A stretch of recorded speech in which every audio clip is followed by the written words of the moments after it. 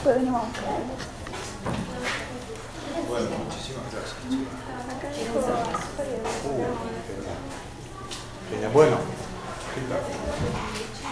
Él es Lucas Correa, yo soy Eduardo Cosaco y trabajamos juntos en el turno noche, en la parte de teórico. O sea, no ha estado alguno, ¿no? Yo no lo puedo reconocer, la verdad, por rostro, son arriba de 100. Bueno, no están a la noche entonces, ninguno. No.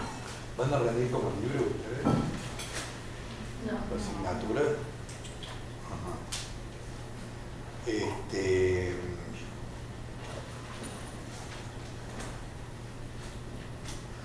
Pues yo pensé que eran los que iban a rendir como libres, que querían saber un poco más sobre eso. ¿Ustedes quieren saber así sobre la asignatura en general? ¿Sí? Sí. Ah, bueno. ¿Para el primer parcial? Claro. Bueno. Mire, el primer parcial, no sé si vamos a mostrar el cuadernillo. No, el cuadernillo este no sé. Bueno. Son las 4 primeras unidades. Ustedes tienen que leerlas. A veces los profesores empiezan desde el comienzo, las 4 unidades, hay otras veces que no, toman algunas y lo dejan estudiando los otros. Dicen, bueno, si tienen alguna duda preguntan, pero si no, no. En general no hay problema con esta asignatura. Van a observar en los lugares donde preparan alumnos, preparan de tecnología, niñez, Escuela. sí, escuela también. No sé si estadística. No tanto, se basa más en epistemología, escuela y Pero introducción no. En ningún lugar preparan la introducción porque es muy sencilla la materia en el sentido de que, bueno, que lo comprenden las cosas que leen. Van a ver, ustedes entonces lo que tienen que hacer es esto. Lean las 4 primeras unidades. Ya saben que tienen que subrayar, hacer sus propios, expresar en sus propias palabras los conceptos, también tienen que hacer cuadros sinópticos, resúmenes, aprender a hacer eso, bueno. Escribir, el que escribe lee 3 veces, dice así el proverbio. Una vez que ustedes han leído las 4 unidades para saber cómo, el tipo de preguntas que les pueden llegar a hacer en el examen que es de opción múltiple y que ya han visto de opción múltiple. Bueno, en este cuadernillo, se llama Introducción a la Psicología, es un cuadernillo de trabajos prácticos. Bueno, acá en la página 39, uno de los trabajos prácticos muestra cómo es la hoja que le van a entregar a ustedes. Se llama esta hoja de respuesta, porque es la que deben marcar. Siempre son 4 opciones.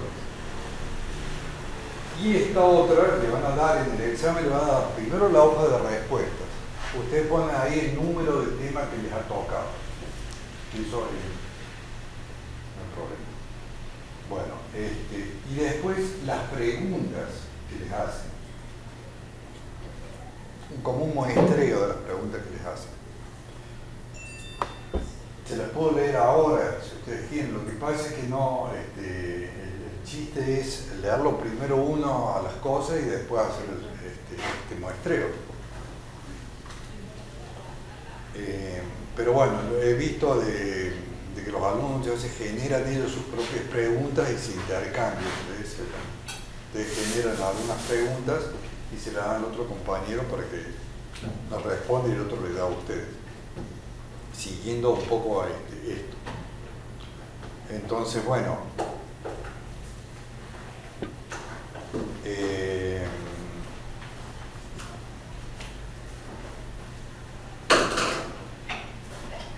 los profesores ven, algunos ven la primera unidad.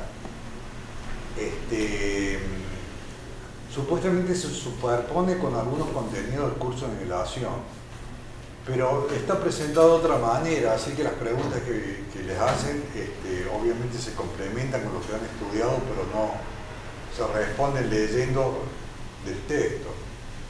Tienen que tener en cuenta que siempre se pregunta conforme al texto, no es que ustedes estén de acuerdo o no, pero conforme a tal autor. Dice, ¿qué dice tal autor de tal cosa? Bueno, estoy de acuerdo o no estoy de acuerdo, es otra cosa.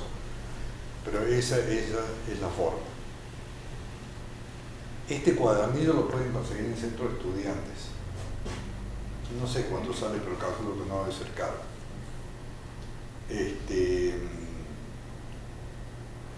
Bueno, si quieren, les leo las preguntas. ¿Ustedes han estudiado ya la unidad 4?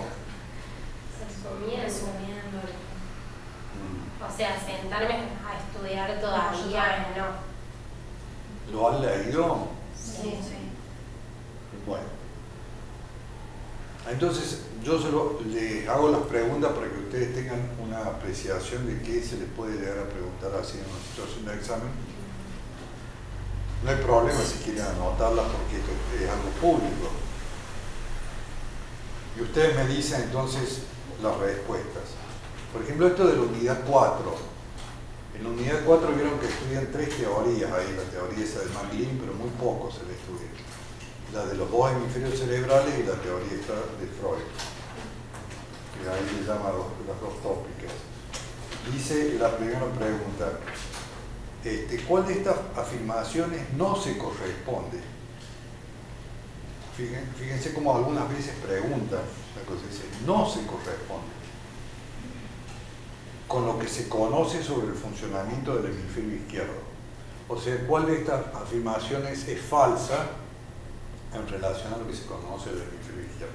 Dice que el hemisferio izquierdo, A, es verbal, otra opción, es analítico, es temporal y es simultáneo.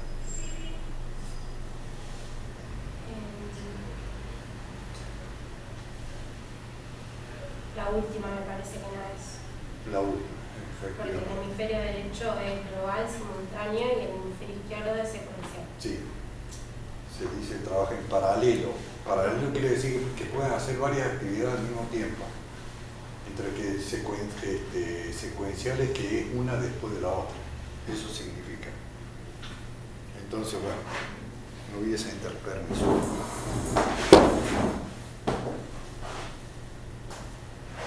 Otra pregunta, también de la unidad 4, me parece. La privación sensorial constituye un procedimiento para alterar la conciencia basado en. O sea, la privación sensorial, un procedimiento para alterar la conciencia. ¿En qué se basa la privación sensorial? Una opción, la A, uso de drogas psicoactivas. B, empleo de un dispositivo, de una disposición interna asentada en una habilidad cognitiva. C, un dispositivo para anular y disminuir los estímulos internos y externos. Y la D, una técnica de hiperventilación.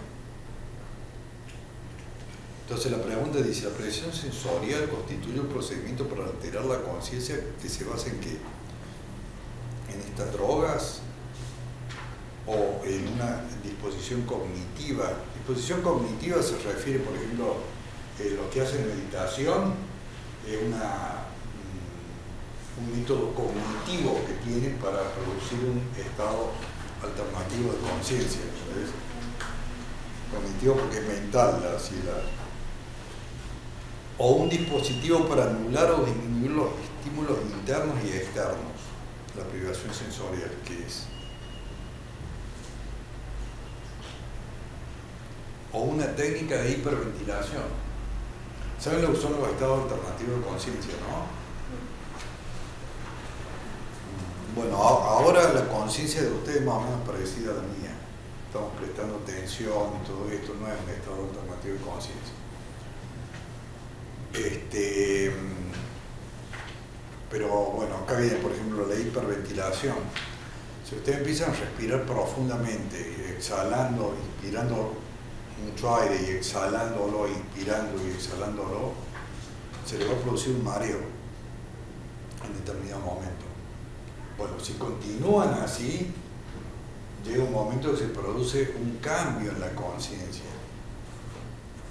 en el sentido de que pueden estar viendo esto, pero tienen la sensación de irrealidad, es decir, que es algo ilusorio, ¿entendés?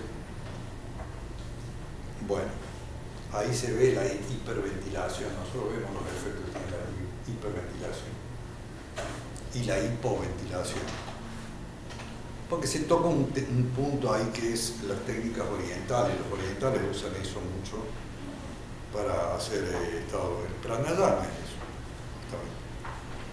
Bueno, estado alternativo de conciencia también, si se chupan mucho, se le va a alterar la conciencia. Si chupan mucho. O sea, si chupan poco, notan que algo está fallando. Si chupan mucho, están seguros de que algo. Bueno. Una pregunta de examen que no sé si figura acá. ¿Cuál es el estado alternativo de conciencia más fuerte que existe? Normalmente los alumnos creen que es con las drogas, con el LSD o con el éxtasis, que se produce estado alternativo de conciencia, el más fuerte. Pero en realidad, ¿saben cuál es? Es uno que ya tenemos naturalmente todos, que se llama dormir y soñar. Ahí es cuando se altera la conciencia, más que con cualquier dispositivo externo, o todos estos son dispositivos, excepto dormir y soñar, todos los otros son externos, necesitan alguna estimulación externa, una droga, respirar, como le estaba diciendo. ¿Qué les pregunta acá? La privación sensorial, ¿cómo se logra? O qué dice, un dispositivo, un procedimiento basado en qué. Eso no saben, ¿no? Así. Traten de leer bien la consigna, porque a veces la misma consigna está inclusive la respuesta.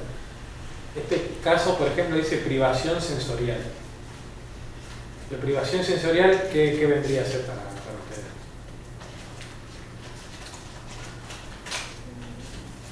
Oh, bueno, no puede ser. La privación sensorial es privarte de los sentidos. Es como meterle un límite y listo, no van a ver la luz los sentidos. ¿Sí? Por ejemplo, me meto un par de tapones en el oído y ya me escucho. Me privo del sentido auditivo. Y así. Entonces, en este caso de la privación sensorial, te están como sacando los sentidos. Entonces, con eso en mente, uno busca una respuesta que tenga algo parecido a lo que está diciendo la misma consigna. Por eso traten de leer bien las consignas antes de responder. Hay muchas consignas que, por ejemplo, le van a decir que no es o tal y así, y cosas así. Y uno se confunde y busca lo que sí es y la hace mal. Así que por eso traten de... Sí. Yo tengo una pregunta. En la unidad 2 es la psicología en relación con otras ciencias y como que son todos apartados chiquitos diciendo, por ejemplo, psicología de economía, psicología de sociología y todo eso, y son un montón. O sea, ¿hay algo a lo que no haya que darle tanta importancia, o sea, que no vayan a tomar? Porque hay, por ejemplo, no sé, el escándalo Zócalo, cosas así que... Zócalo, sí. Sí, no. O sea, son muchas cositas. Sí, o también está, Sí.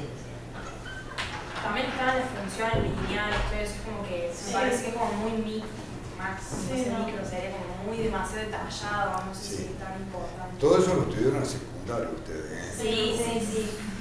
Sí, me acordaba. Pero por ahí no sé si, yo también tenía esa Sí, duda. no, sí, les preguntamos de eso. Pero no. Sí. Cosas como el escándalo Zócalo, como el experimento de Rosenthal, no sé si lo leyeron.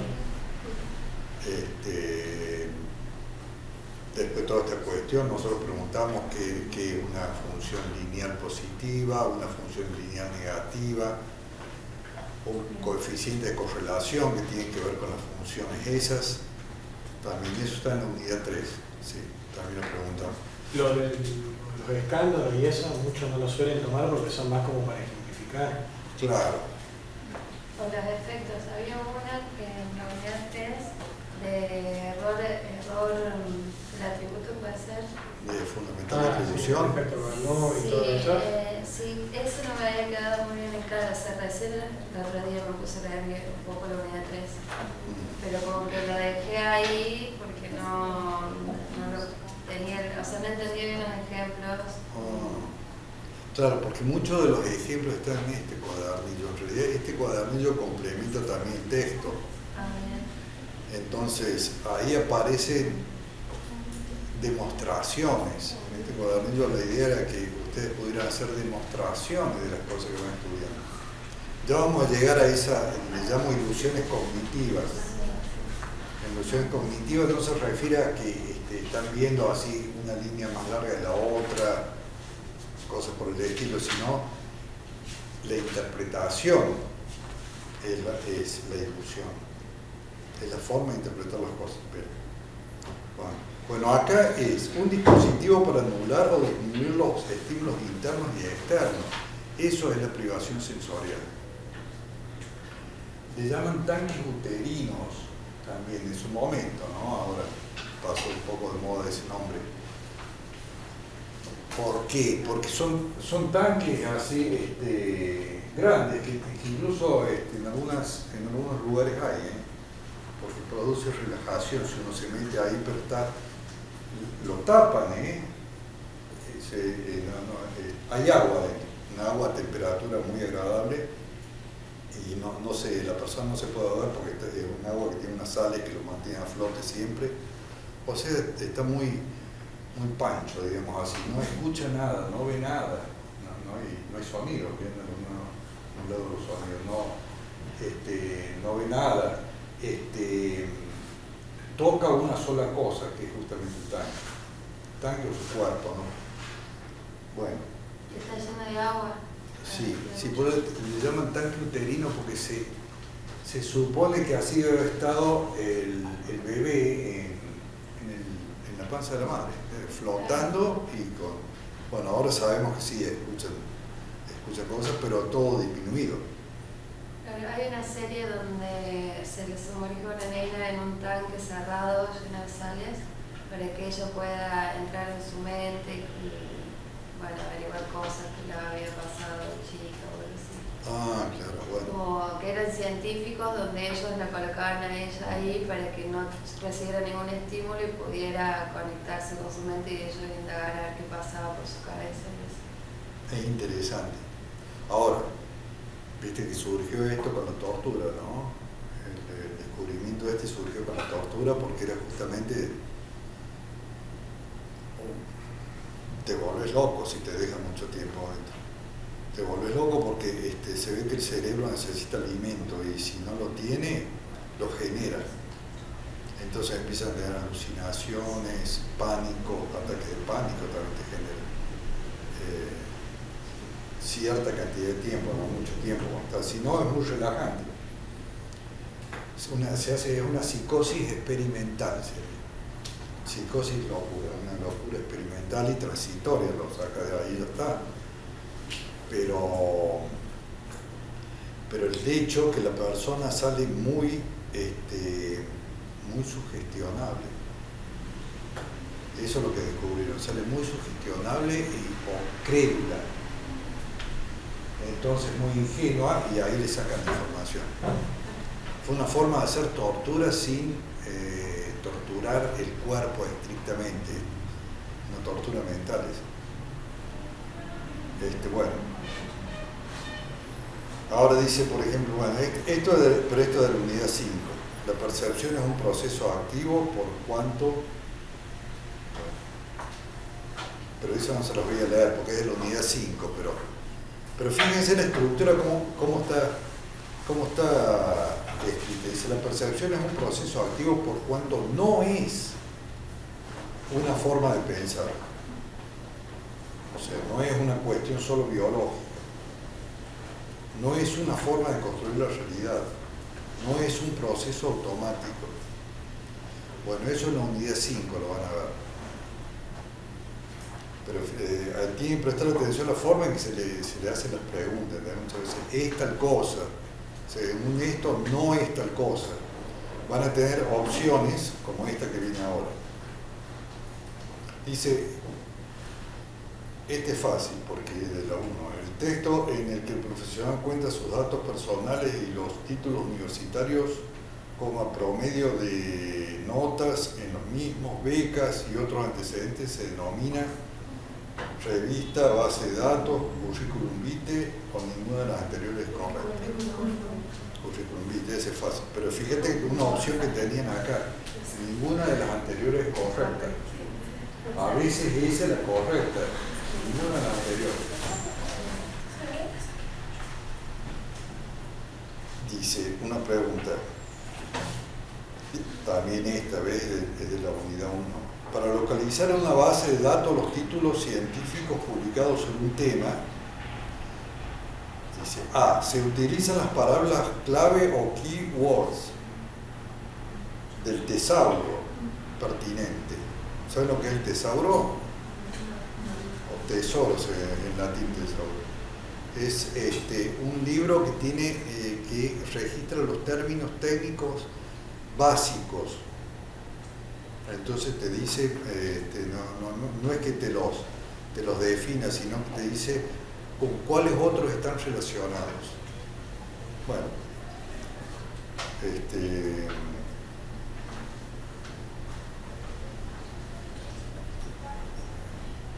vamos a ver esta. Dice, en la teoría del cerebro trino, el complejo R corresponde a regiones filogenéticamente más modernas, más antiguas, o bien, la evolución no es un concepto pertinente a la teoría del cerebro trino, ninguna de las anteriores es correcta. ¿Saben el cerebro trino qué es? Sí. Bueno.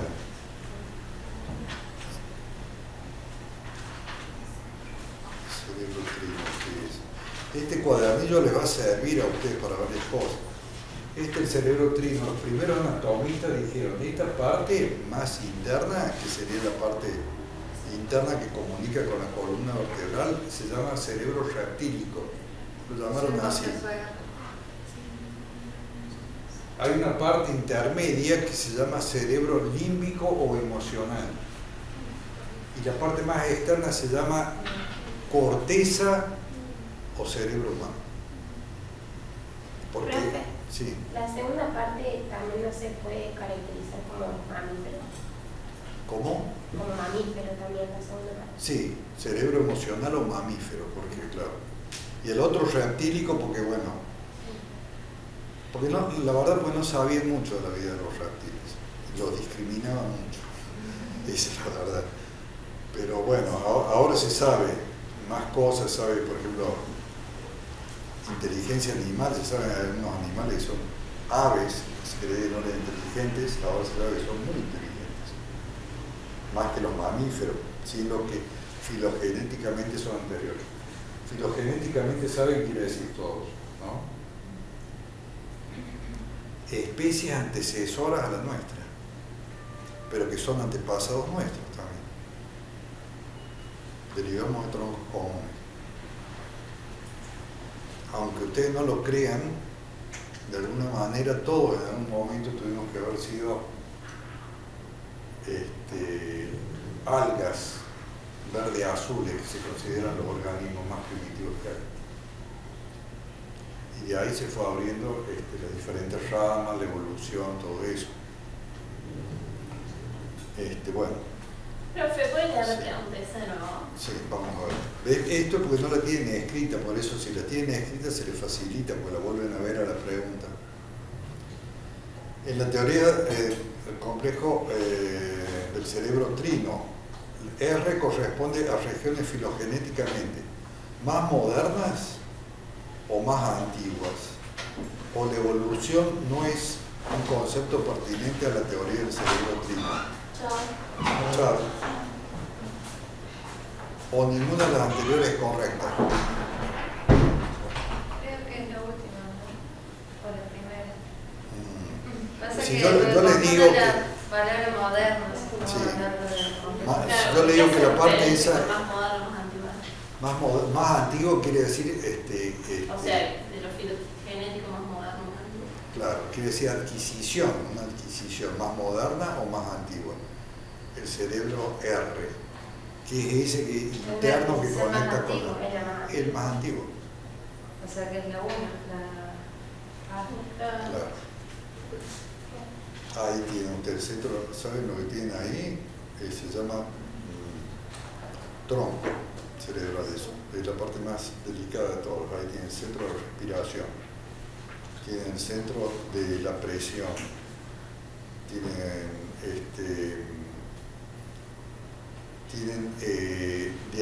no es el centro del sueño, pero de ahí nace el dormir, de esa región.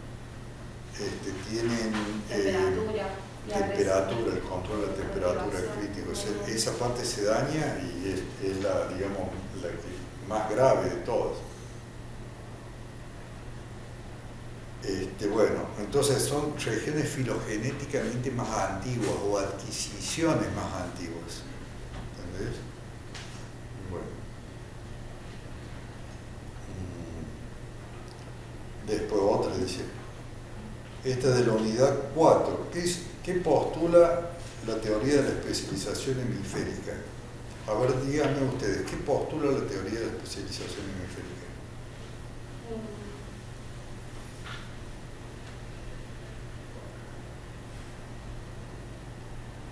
Lo digo, pero no sé si está bien. No, dale.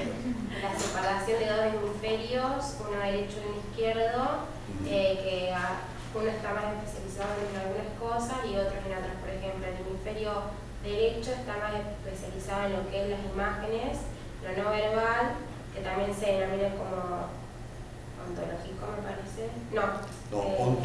Sí. Con A, bueno, no me acuerdo. Y el izquierdo, lo verbal, lo lingüístico, que tiene una parte de significado, una parte significante, que es como el que te lleva a la secuencia, porque por ejemplo si vos ves una figura, analizás punto por punto y digamos en el hemisferio derecho como que pasas las cosas de largo van, porque es más global. Bueno, sí quiere decir, se han especializado, ¿qué dice acá? La especialización hemisférica quiere decir que un hemisferio se ha especializado en ciertas tareas y el otro en otras tareas. Por supuesto que se ayudan siempre, Claro, no hay una tarea que sea de un solo hemisferio, no hay, pero se ilumina más uno que el otro, se ilumina, porque así es como ellos se dan cuenta de que hay más actividad. Bueno, pero acá las opciones, fíjate ahora, la teoría de la especialización hemisférica postula que los hemisferios son anatómicamente simétricos. Sí, simétricos anatómicamente, pero funcionalmente no. Bueno, los hemisferios son funcionalmente simétricos. No. Esa es falsa. Claro. Bueno. Y después las otras, bueno, no quiero leérsela, pues, pero sí, esta es una pregunta que suele estar en el examen. ¿Distinguen la diferencia entre filogenia y ontogenia?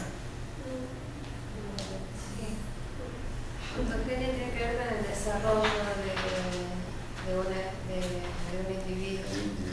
Un ser humano y la... Sí, ser humano o cualquier forma de vida, pero el ser humano desde el periodo de la gestación o del cigoto hasta la muerte. Esa es la ontogenia. ¿Y la filogenia? Creo que es tiene que ver con el desarrollo de la especie. Claro. O sea, otra Sí, las especies, el desarrollo de especies antecesoras a la humana. Y una pregunta de examen que, bueno, puede aparecer, puede que no, pero es, a los libros siempre se las hago. ¿Qué sostiene la ley de Haeckel-Müller? O ley de la recapitulación universal. Que las personas tenemos, o sea, principalmente los niños, tienen un comportamiento antecesor también. Como que tienen en su comportamiento como rasgos del desarrollo antecesor. Bueno, claro, sería así como lo expresó él. La ontogenia recapitula quiere decir reproduce. La ontogenia recapitula en forma parcial y modificada, no toda, y con ciertas modificaciones, pues no puede hacer tantos millones de años en tan pocos meses. Bueno, la ontogenia recapitula o reproduce en forma parcial y modificada la filogenia. Quiere decir cuando el bebé se va desarrollando, va atravesando por las diferentes etapas que atravesaron especies anteriores a la nuestra y el hombre prehistórico. No lo observaron los chicos, les gusta subirse a los árboles, jugar en la cueva, en la casa, andan buscando. Bueno, eso lo observaron en la biología primero, pero después la extrapolaron a la psicología. Y en algunos juegos también creo en niños, por ejemplo, de guerra o Sí, cosas claro. así que tienen que ver con la supervivencia prehistórica, digamos. Ejemplos, hay que saber. Perdón. O sea, son importantes poner esos ejemplos. No por esto, si fuera oral sí, Ah, pero para acá no, porque no te da. ¿Cuántas preguntas son en el examen? 20 con 4 opciones cada una. Por lo tanto, por azar pueden contestar bien 5 preguntas. Si dicen Ave María, dame puntería, 5. Pero para que lleguen al 4, de las 20 tienen que contestar 10 bien. Pero también, chicas, ustedes porque no han leído, pero son re fáciles las preguntas que voy a hacer. ¿No es el 60% para probar? Sí, pero así le calculamos. Acá está la grillita donde dice tantas bien corresponde tal nota. Por ejemplo, si han hecho de 0 a 4 bien, no más, un 0. Y si han hecho de 5 a 6 bien, un 1. Y si han hecho de 7 a 8 bien, un 2. Mientras que si han hecho 9 preguntas de las 20 siempre, ¿no? Bien es un 3. Recién, si han hecho 10 a 11 es un 4. Y obviamente si han hecho bien las 20 es un 10. Bueno, fíjate esta qué sencilla que es. Una ciencia fáctica, porque esto lo deben haber visto en el curso de nivelación. Una ciencia fáctica cuando A. se interesa por problemas materiales, o B. no aplica la deducción, o C. su problemática se vincula a cuestiones empíricas, o D. su marco de referencia es el método inductivo. Se les complica porque no lo están viendo. Pero, ¿qué es una ciencia fáctica? Yo me acuerdo, capaz no, pero me suena como que era algo de esto de lo empírico y que se apoyan en Sociales. el C, me parece. Cuando su problemática se vincula a cuestiones empíricas. Entonces algún alumno dice se interesa por problemas materiales, pero bueno, Claro, pero es como que no es tan... sí, capaz a veces 2 preguntas pueden ser, pero elijan una porque hay una que es la más acertada o redactada adecuadamente. Veamos esta. Según Carlinger, la definición operacional, está en el manual Carlinger, ¿se entiende, no? ¿Qué es la definición operacional? A ver.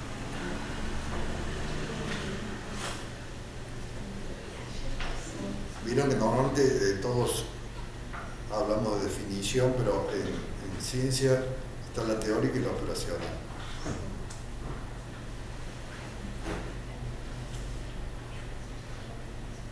Bueno, ¿no saben eso?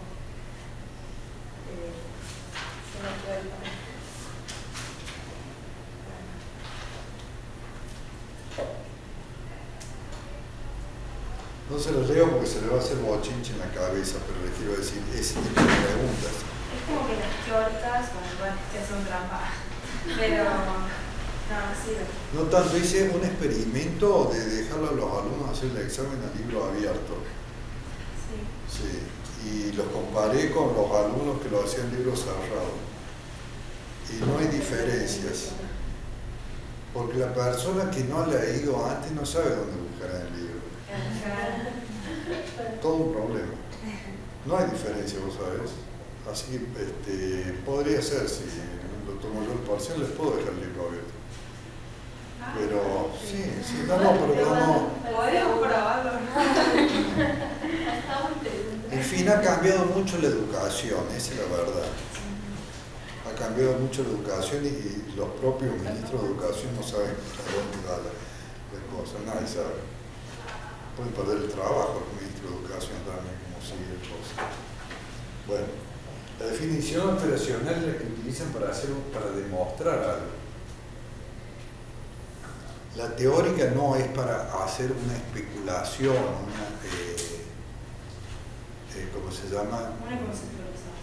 Sí, conceptualización o tiene un nombre específico, una conjetura. Claro, una teoría. A las ciencias humanistas le llaman, pregunta de examen también, ¿cómo se le llama así?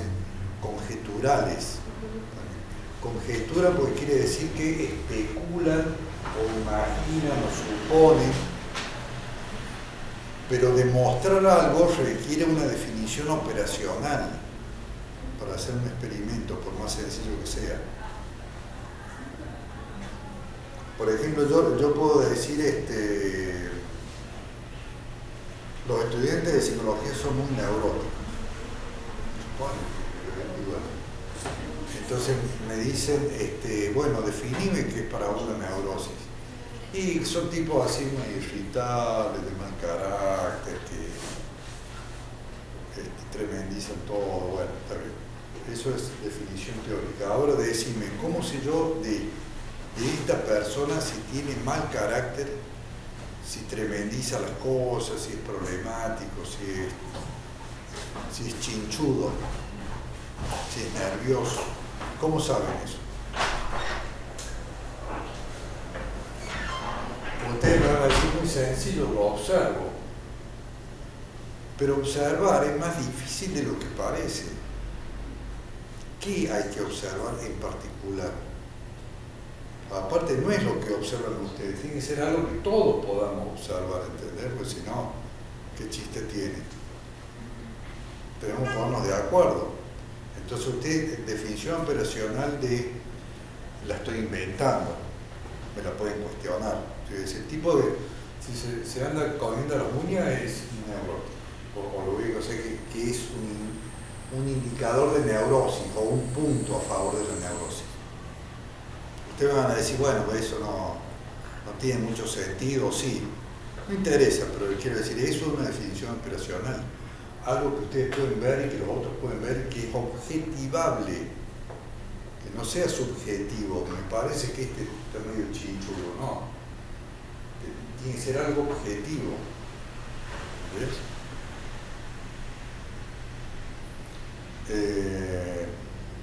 Pregunta esto de la pregunta, el principal valor de la definición, ¿en qué reside? Y las opciones son: elimina en gran medida la polisemia. ¿Saben lo que es la polisemia? Variedad de significado, por lo tanto muy dependiente del contexto. O B, permite formalizar matemáticamente un concepto, o aporta mayor relevancia a la discusión, o resuelve el problema considerado. ¿Cuál es la pregunta? El principal valor de la definición. ¿Cómo decía la? Elimina en gran medida la polisemia. Para mí es la. Sí, efectivamente. Eso fue el aporte de Sócrates, por eso decía él que era más sabio que los otros, que era un ignorante pero más sabio que los otros, porque él exigía definiciones y se da cuenta que cuando los apuraba un poco Como que los había mucha otros. ambigüedad y no, como que para una palabra había mucho significado. Es decir, claro, eso, que a una palabra se le daban varios significados.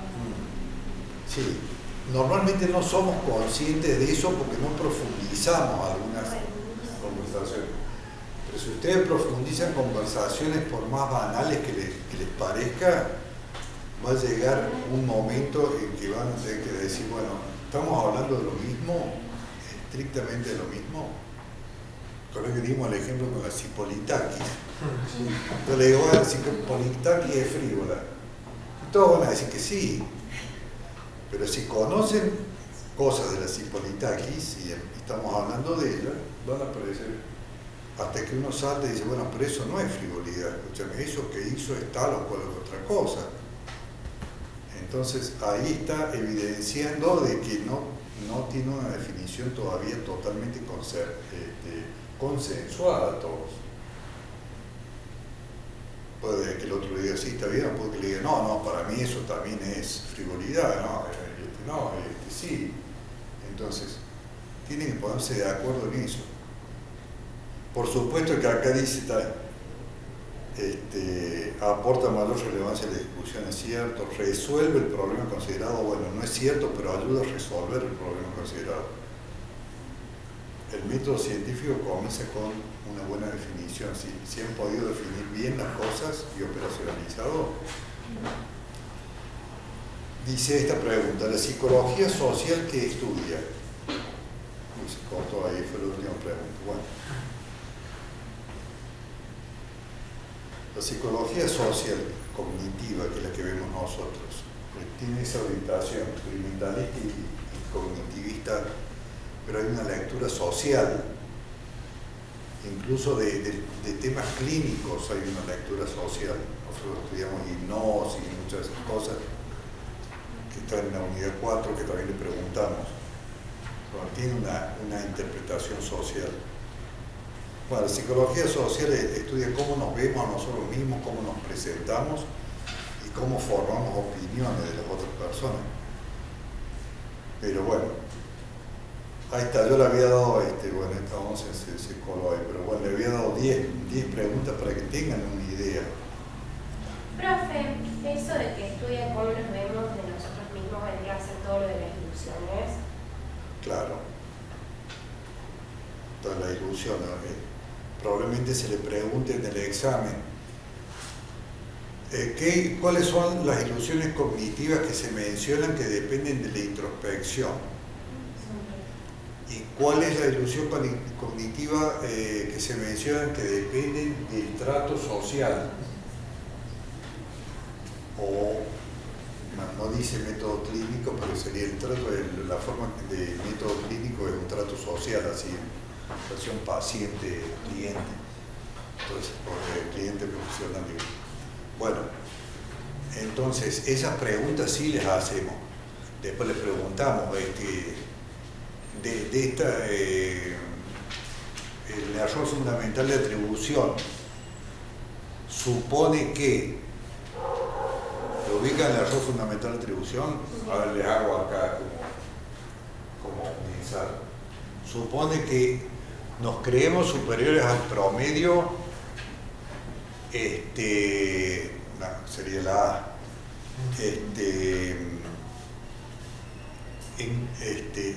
encontramos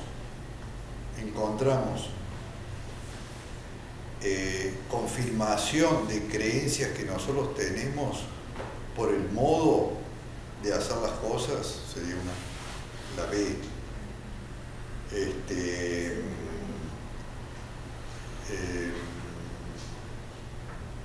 Nos sentimos correctamente descriptos en base a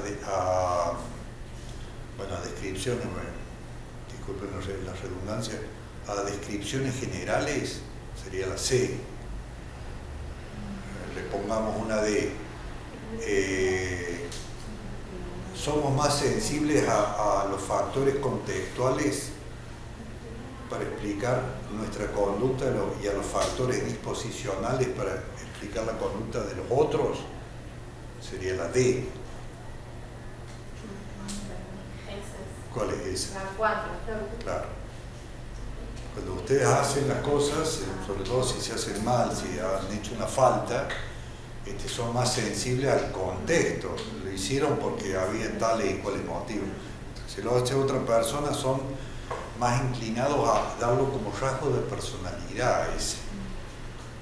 De este tipo no hizo la cola en el teatro, se coló y bueno, fulero eso.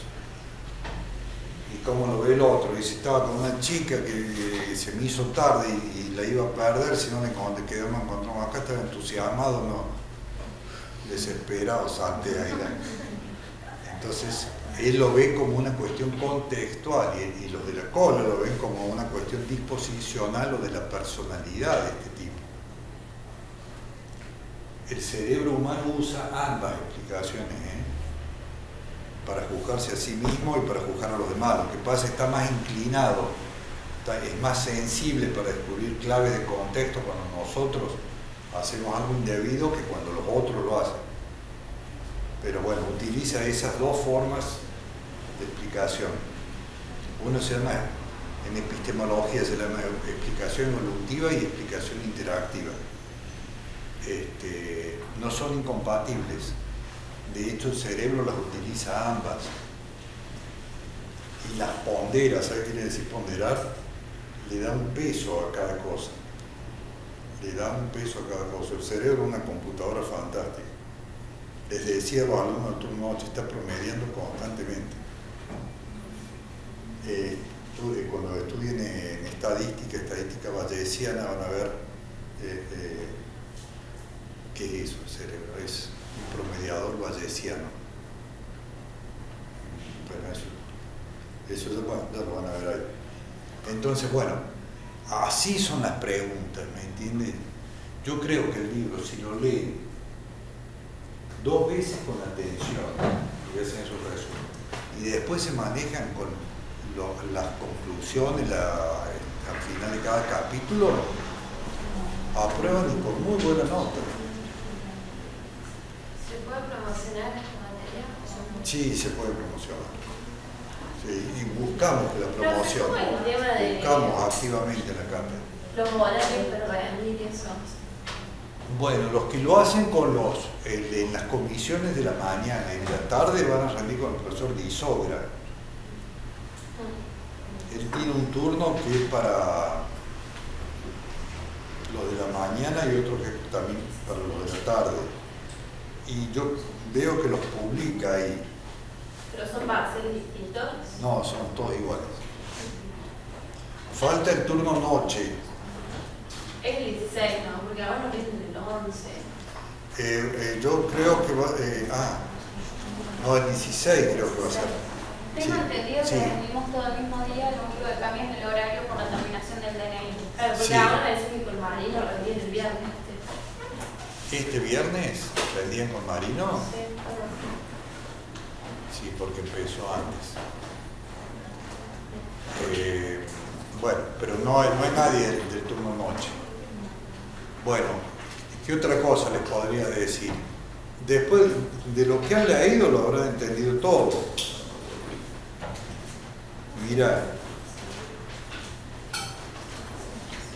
yo les diría lo siguiente, esto sí, con las preguntas las sacamos del texto, pero si puede conseguir esto en el Centro Estudiante o en la Editorial Brujas, esto va acompañando las actividades que hacen y son demostraciones además,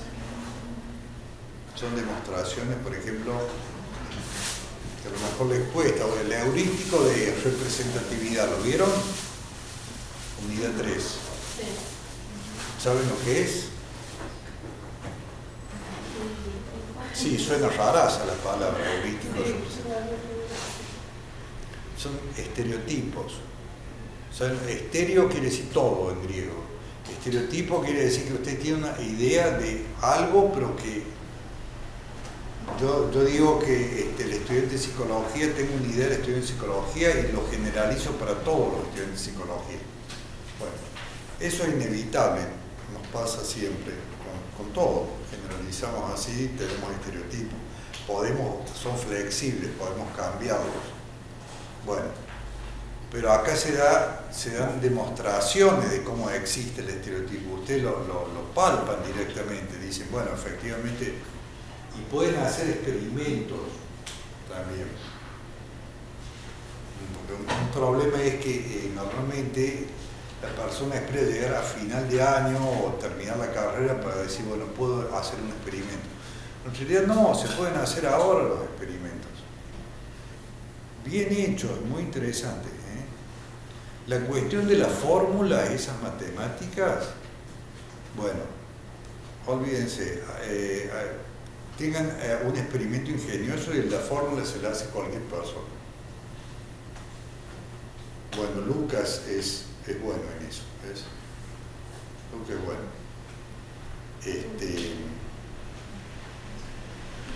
Y entonces yo creo que les aclara mucho todo, les aclara mucho toda la panorámica de las cosas que se ven así. Y en la última parte también,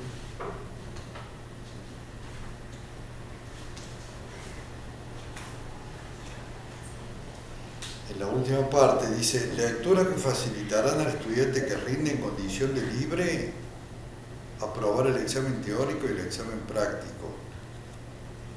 Miren lo que son, lo poco que es. Yo creo que un alumno que entiende esto, bueno, no pasa el parcial, pero te quiere decir, entiende la materia, no pasa el parcial porque hay cosas puntuales, acá a lo mejor no hablo de la ley de Heckel-Müller, esas cosas, pero entiende sí todo el hilo conductor de la materia y bueno. Y ustedes, bueno, cuando lo hacen, no sé si los profes le dan un horario de atención a alumnos, pero yo lo voy a poner en el aula virtual, vamos a poner un horario de atención antes del examen para que vengan por cualquier cosa, cualquier duda que tengan. Ahora,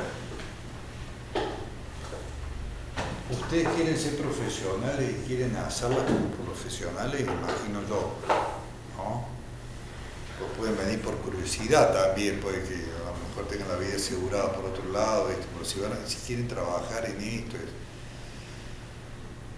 no hay otra que estudiar. Y bueno, y yo diría, y acá viene la otra cuestión, cuando nosotros nos recibimos, ¿qué sabemos hacer? ¿Qué sabemos hacer? Porque la facultad nos forma mucho para cuestionar, lo cual está muy bien, porque así progresa la ciencia, cuestionamientos permanentes. Es el método científico, permanentemente está diciendo, no, esta demostración no me convence, dame otra. Así hasta que se agote y dice, bueno, está bien, lo voy a aceptar. Podemos cuestionar, ser muy cuestionadores nosotros, pero ¿qué es lo que sabemos hacer de positivo? Bueno, el estudiante de medicina sabe tomar la presión arterial, imagino, sabe colocar una inyección, sabe el estetoscopio, usarlo. Bueno, ¿nosotros qué sabemos hacer? Quilombo. Bueno, entonces, eso se nota también después, ahí viene la cuestión, ¿viste? Se nota cuando uno va a conseguir trabajo, porque una de las primeras cosas que te van a preguntar. Es más, si ustedes ya están trabajando, y más si van a buscar trabajo, siempre conviene que en el momento que ustedes buscan trabajo ofrezcan algo también. Yo puedo hacer tal cosa. Bueno, hasta donde yo entiendo, tienen que manejar estadística, pruebas estadísticas, pero no la estadística teórica que le van a dar, sino pruebas, saber hacer pruebas estadísticas, hacer experimentos. Eso está acá también. Grupo control, grupo experimental, variable dependiente, variable independiente, pero cuando yo empiezo el curso, fíjate con los alumnos, les muestro, fíjate, vos me das una mano porque de ahí no van a ver. Sí. le digo sin decir nada, No sé si ¿no? quieren venir más para acá. Y una pregunta tan sencilla como eso, y le hago a los alumnos libres, y obviamente no saben los alumnos libres, pero tampoco los regulares. Bueno, está fácil.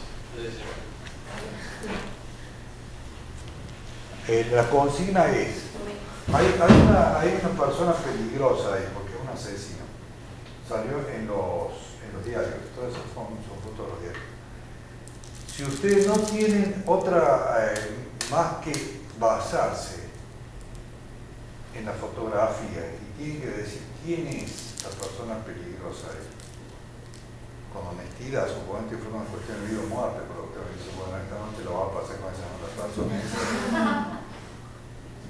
¿Quién es la persona? ¿De quién desconfiarían más ustedes?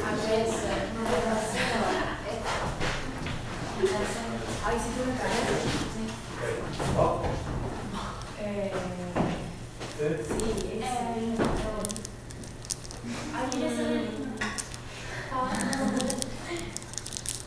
Yo de ese Ese señor o el viejito. Sí, bueno. Esa señora tiene cara de Diego. Lo mismo de siempre, ¿no? ¿Ves? Entre 6 y el... Bueno. Lo ¿Cuál uso era? para... sí. Elegían a este. Eligieron a los dos y pocos a ellos. Yo elegí a la señora que está al lado de todo. El rubio. Ah, sí. Ay, tiene una cara que bueno. Sí, ¿viste? Mira, Suele ser así. Ya sí, suele no lo ser. conocí. Acá tenemos Porque una negro en la cara, son superiores. bueno, les enseño eso por varias cosas. Uno, para decirles, mira, esto es predicción en psicología, porque yo antes le escribo ahí, le digo, van a elegir tal y tal, le digo, ¿ven? Para que no crean que me estoy colando ahí. ¿Le leemos esto? ¿Eh? ¿Le leemos la predicción? Ah, sí, bueno, pero medio que la anticipamos, porque dijimos que iba a ser este. Sí. Entonces eso es predicción en psicología. Otra predicción más profunda, por ejemplo, ustedes están saliendo con un chico, se van a casar con ese chico, bueno, eso es difícil. ¿Y el matrimonio se va a mantener bien? Bueno, es difícil. ¿Van a seguir estudiando psicología o no? Esas predicciones que son las más importantes en la vida, no los puede hacer la psicología hoy. Estas predicciones, sí, de esta forma sí las hacen.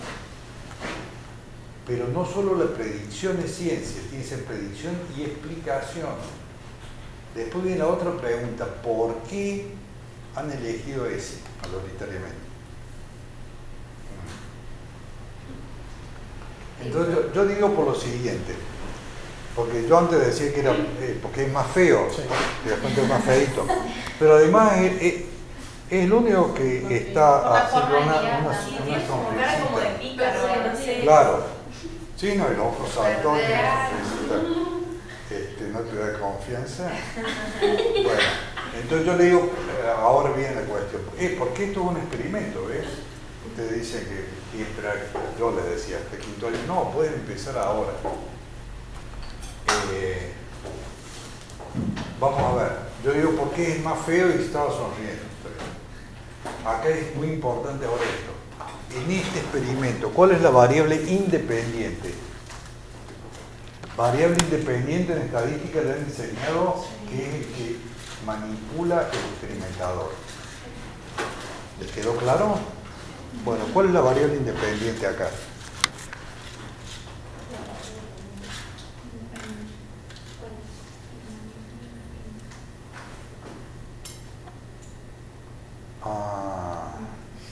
Sí, las quería agarrar. También pregunta de examen que le podemos hacer. ¿Cómo se define la variable independiente? Manipular quiere decir que si yo creo que es porque este es más feo, porque estaba sonriendo, o porque era hombre, muy probable que eso su cerebro le haya dicho también, bueno, fijémonos en los hombres, pues son los que parecen como los asesinos en general. Sí, en ningún momento que las mujeres. Bueno, sí, bueno, ahí está el cerebro valenciano también se ocupa de. Bueno, si ustedes dicen que es por ser hombre, por ejemplo, Eso, entonces usen fotos de hombres. Se dice que es porque era un hombre, porque tenía la piel más oscura que los otros. Bueno, usen personas con piel más oscura. O sea que ustedes usan otras fotografías. Porque se estaba riendo, bueno, usen las personas que se estén riendo todas a ver qué pasa, o que una no se esté riendo y las otras sí. Todas las combinaciones se pueden imaginar. Pongan todas mujeres. ¿Qué pasa ahí? Así como se demuestra entonces, manipulando la variable independiente. ¿Y la variable dependiente cuál es?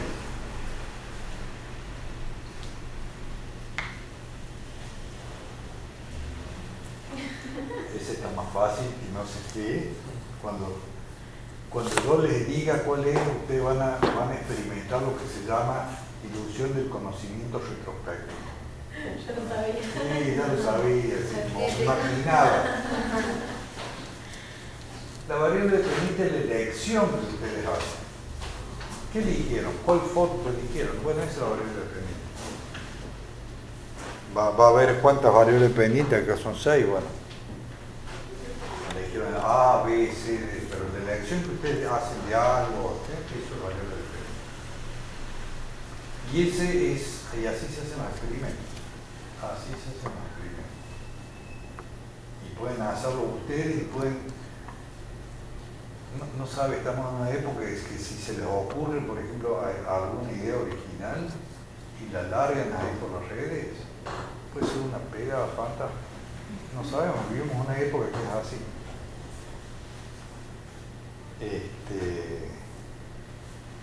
Y bueno, hicieron bien en elegir esta carrera, porque va a tener crecimiento. Por el momento, no es donde tienes alguna salida laboral así rápida, pero es una ciencia muy versátil. Versátil quiere decir que se aplica a infinidad de cosas, más que cualquier otra. A la parte del trabajo, a la educación, a la salud, al derecho. Bueno, entonces por ese lado está bien, pero hay que saber hacer algo, tener alguna habilidad en el momento de recibirse, tener alguna habilidad, saber hacer algo, y eso se lo va a dar la estadística nomás. Y yo me pregunto esto también, porque yo trabajo en la justicia, ¿no? Trabajo con médicos. Los médicos les pagan más, ¿verdad? Es una cuestión histórica, más que los psicólogos. Profe, ¿qué psicólogo? Sí. Le pagan más. Y socialmente le tiene más confianza al médico. Ahora, ¿cuánto han estudiado los médicos de psicología, incluso los que han hecho las residencias en psiquiatría, al lado nuestro? Muy poco. Mira, nosotros tuvimos evolutiva, tuvimos historia de psicología, introducción a la psicología, tenemos psicología de la adolescencia, tenemos psicología social, psicología... Y van y le hacen más caso al médico. ¿Por qué es eso?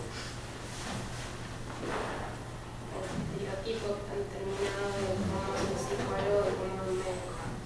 Sí, pero ¿cómo llegamos nosotros a desprestigiarnos de esa manera? Creo yo que es por eso, porque salimos así, en la formación que tenemos no nos da algo, nos dice, bueno, vos sabés hacer la prueba Q de Kendall y la prueba chi cuadrado, y sabés hacer una diferencia media, y sabés hacer histogramas y esto y lo otro, y sabés operacionalizar variables,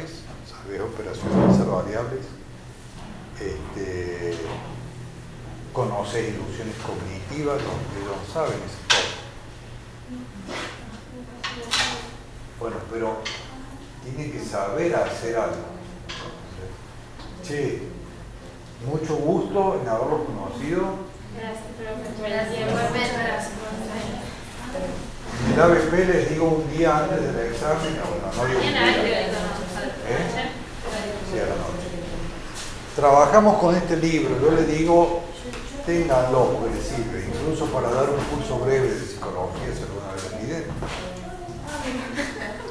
Ya saben que pueden llegar a Gracias, profe. Bueno, Gracias. chao. Suerte.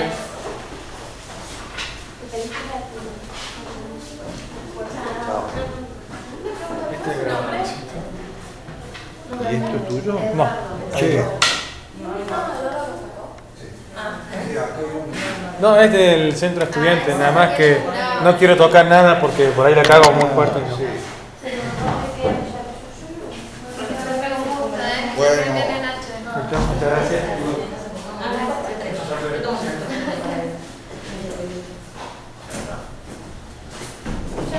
Chao.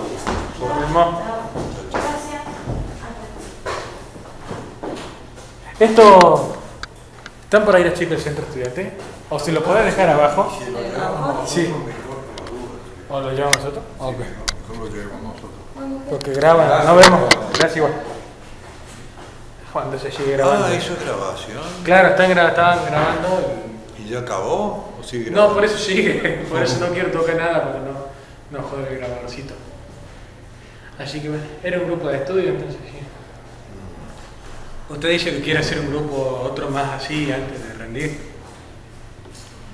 ¿Qué hacen?